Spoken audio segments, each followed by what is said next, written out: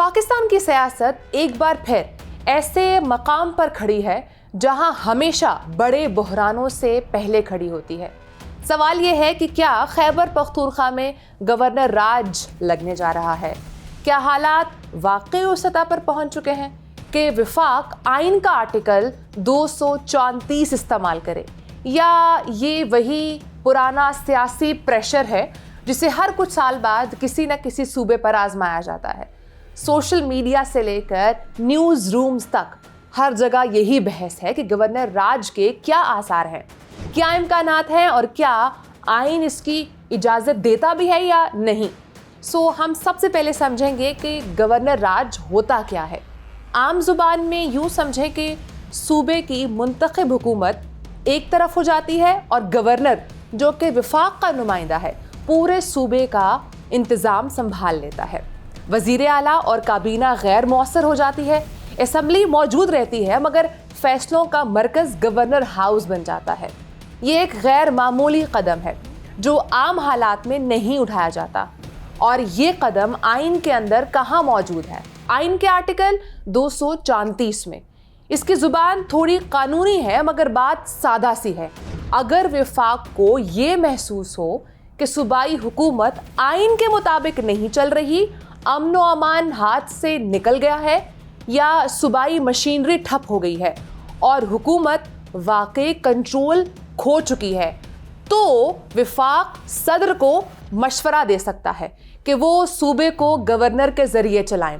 सदर अकेले कुछ नहीं कर सकते, उन्हें वफाकी हुकूमत की एडवाइस चाहिए होती है। इस नोटिफिकेशन के बाद गवर्नर सूबे के सारे अहम फैसले अपने हाथ में ले लेता है। लेकिन यहाँ एक बात अक्सर लोग भूल जाते हैं। 18वीं आईनी तरमीम के बाद गवर्नर राज लगाना अब पहले जैसा आसान नहीं रहा। पहले मरकज़ ज़रा सा चाहे तो सूबे की हुकूमत ख़त्म कर देता था, अब ऐसा मुमकिन नहीं है। सूबों को ज़्यादा खुद मुख्तारी मिली है, सियासी ताकत तकसीम हुई है और गवर्नर राज आइनी तौर पर आखिरी ऑप्शन बन गया है। वफाक गवर्नर राज उसी वक्त लगा सकता है जब वाकई ये साबित हो जाए कि सूबा खुद नहीं चल रहा। सिर्फ सियासी झगड़ा, सख्त बयानात या फंड्स का मसला गवर्नर राज की वजह नहीं बन सकते।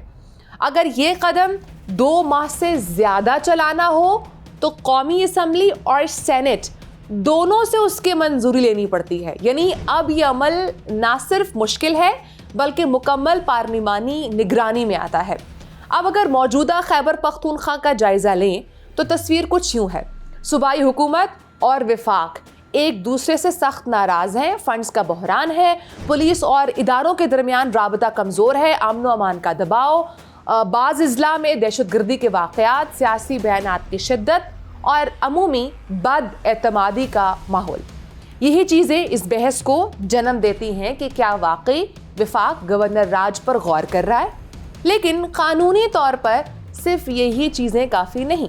वफाक को वाज़े तौर पर यह साबित करना होगा कि सूबाई हुकूमत आइनी जिम्मेदारियां पूरी नहीं कर रही।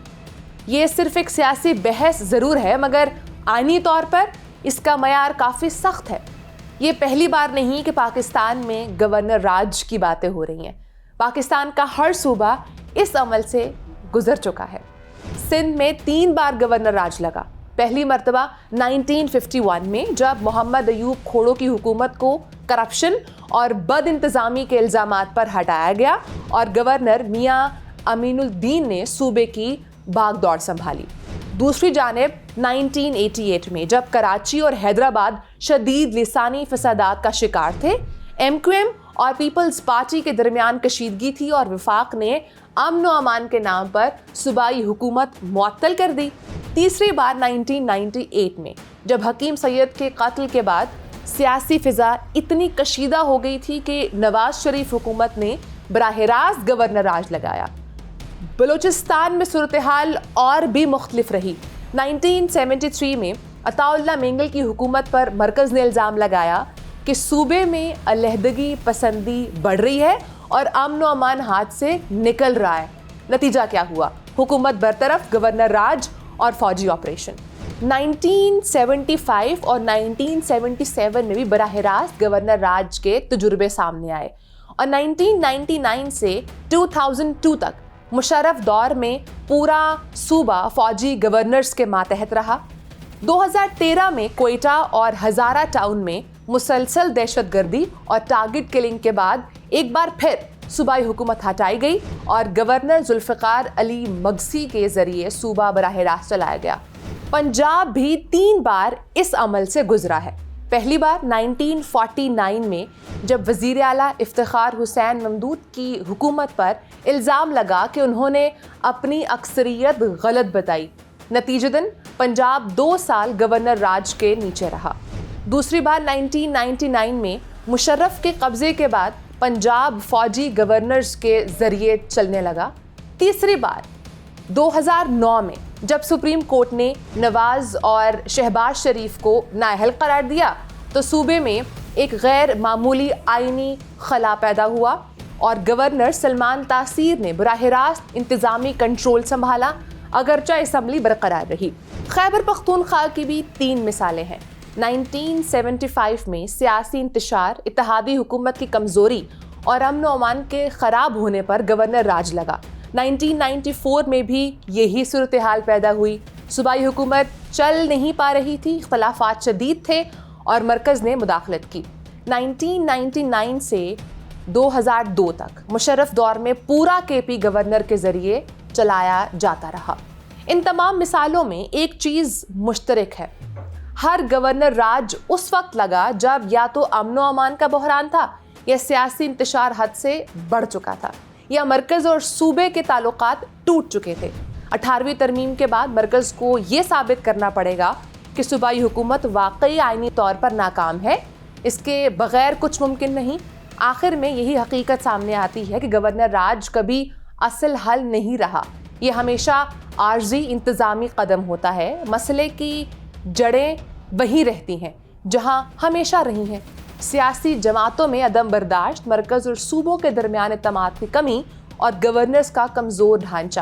آئین میں راستہ موجود ہے مگر یہ راستہ تب فائدہ دیتا ہے جب اسے حل کے لیے استعمال کیا جائے، طاقت کے کھیل کے لیے نہیں۔